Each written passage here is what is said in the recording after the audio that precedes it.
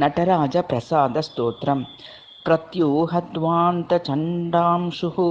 प्रत्यूहारण्यपावकः प्रत्यूहंसे हशरभः पातु नः पार्वतीसुतः चित्सभानायकं वन्दे चिन्तादिकफलप्रदम् अपर्णास्वर्णकुम्भाभकुचाश्लिष्टकलेवरम् विराड्यदयपद्मस्तत्रिकोणे शिवया सह स यो नः कुरुते लास्यमष्टलक्ष्मीः प्रयच्छतु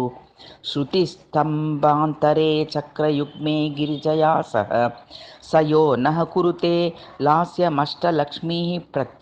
प्रयच्छतु शिवकामी कुचाम्बोजसव्यभागविराजितः स यो नः कुरुते लास्यमष्टलक्ष्मी प्रयच्छतु करस्तडमरुद्वान् परिष्कृतरवागमः स यो नः कुरुते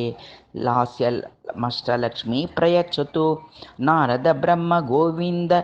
वीणातालमृदाङ्गकैः स यो नः कुरुते लास्यमष्टलक्ष्मी प्रयच्छतु जैमिन् निव्याघ्रपाच्येषसुतिस्मेरमुकाम्बुजः स यो नः कुरुते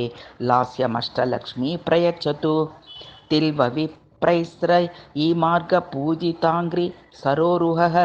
स यो नः कुरुते लास्यमष्टलक्ष्मी प्रयच्छतु मन्त्रनूपुरपत्पद्मजनजनितदिन्मुखः स यो नः कुरुते लास्यमष्टलक्ष्मी प्रयच्छतु